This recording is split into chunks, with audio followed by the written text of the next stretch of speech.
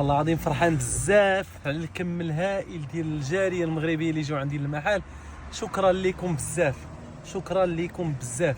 واخا زياد دار اللي في جهده باش يرضيكم، وهكذا رساله كنوصلها لجميع المغاربه. نقصوا في الثمن للناس، نقصوا. ماشي شحال من واحد تيقول لي الجاليه راه تيتخلصوا بالاورو بالدولار، والناس كيضربوا ثمنها مساكن. الله يحسن عوانهم.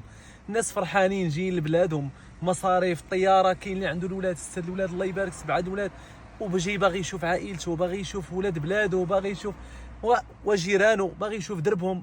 وتزيد انت عليه بالثمن، وتزيد عليه تكتب ليه كومونتير لا حنا ولاد البلاد او لا. راه كلشي ولاد البلاد، هما ولاد البلاد كيدخلوا لنا مساكن الفلوس باش كيديروا الاستثمارات ديالهم هنا، كيدعموا ولادهم صارفين علينا من الاخر، على ولادنا وعلى خوتنا وعلى عائلتنا. شوف اي واحد في هذه البلاد واي واحد مغربي نكبروا به.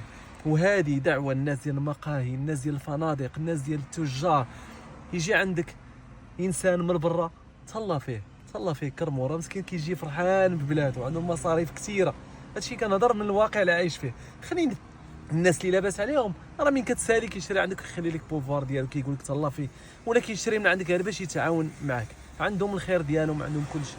سمحوا لي على هذه اللهجه باش كنهضر، ولكن ما بغيت حتى شي واحد يكتب لي شي حاجه. اللي يكتب لي هو يدعي معايا، كتبوا لي هو داعي معايا. الله يسهل عليكم، والسلام عليكم ورحمه الله.